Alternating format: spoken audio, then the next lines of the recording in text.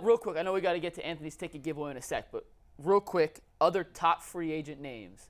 Let's make some predictions on where we think they'll go, just for the sake of prosperity. So when I'm 10 out of 10 on these, we go back and be like, you're going to get them all? Well, no, I'm definitely not. And I only have 6. To me, this is one of the hardest things to do. It's impossible to predict. Because each guy has a silent suitor that we don't know about. And Mike has to make up for all of his Oakland A bets. Let him go.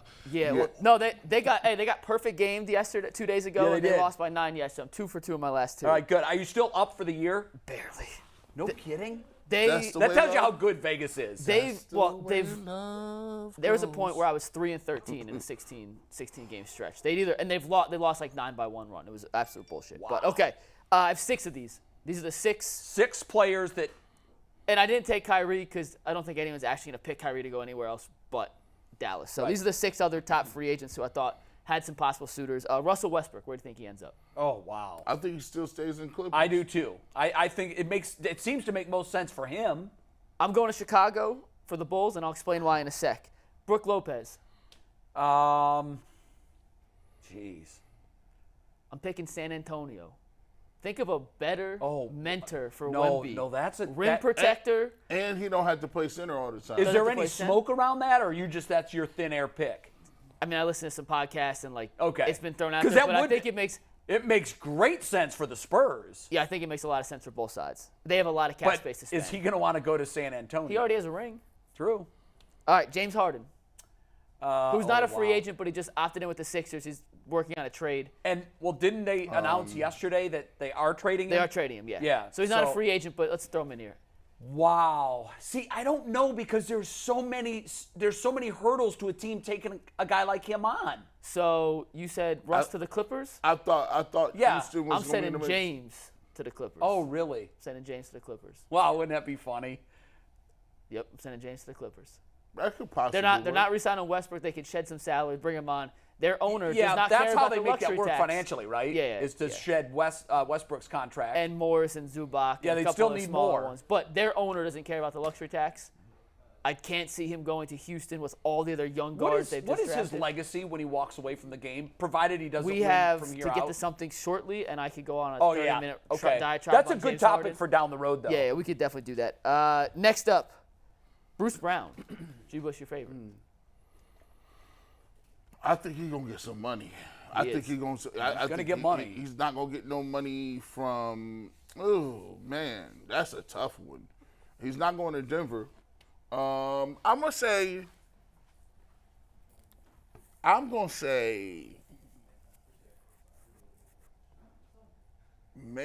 can Dallas get him? They could finagle some things, but it would be tough to fit in there. I wouldn't even have a guess. I'm going with the Lakers. I know he has said he's a big LeBron fan in the past. So they're going to get rid of they would have to get Reeves. They're going to keep Reeves. Beasley's out of here. Beasley's gone. They didn't Vanderbilt. Vanderbilt's gone. Mo Bamba, they renounced his right, so he's gone. So they got a little bit of flexibility. Not enough for that, though. I don't think he's going to get that much money. You don't? I think he's $15 million. He's the hottest name on the market. I know. I thought he'd get more than 15. If he does, he's not going to Lakers. I think about 15. That's why. 2 more. Fred VanVleet. Ooh. He's back to Houston, in my opinion. He's going to Houston. They need an actual point guard. They got a bunch of twos. I think Houston. I was gonna say Philadelphia, but that could be Philly now without James Harden.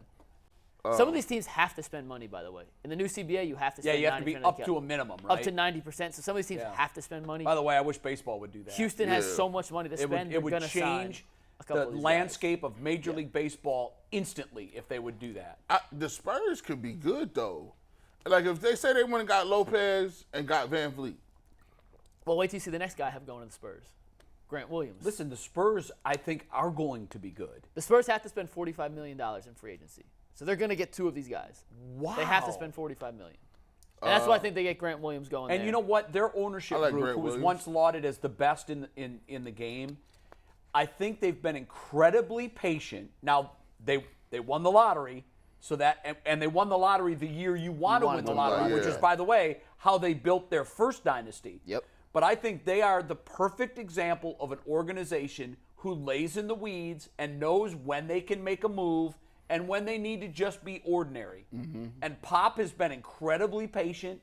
He waited it out. He waited it out, and if he gets back to the top end of the talent cycle, it's a wrap for him in terms of his legacy and where he fits in with the all-time greats.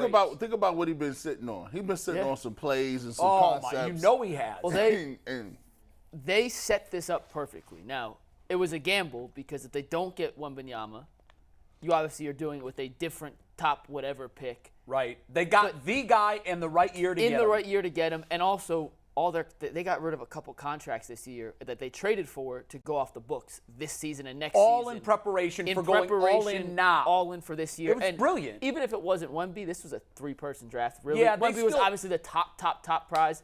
Had they gotten 2 or 3, they still would have got a top-tier prospect to go along I agree with that, but they hit the jackpot. lottery. Oh, my goodness. They hit the jackpot of all jackpots. This is from Bobby Marks. These are the 5 teams that need to spend money to reach that 90% threshold. Are the Spurs the one that need to spend the most? No, Houston has to spend $50 million. Oh my so Houston's going to overpay for 2 of these guys. Or they could get someone else. Or James Harden. Yeah, right. Or overpay. San Antonio has to spend $30 million. They could spend more, but up to $30 million they have to spend. Sacramento 24.5, Indiana 18.5, and Detroit 15. Wow. That they have to spend to reach that 90%. I got to tell you, I think the NBA's done a great job with these moves. Yeah. I do.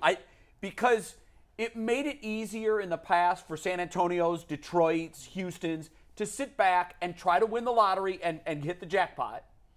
Now they can't do that. Now that there's a floor, which I think should exist in football and baseball too.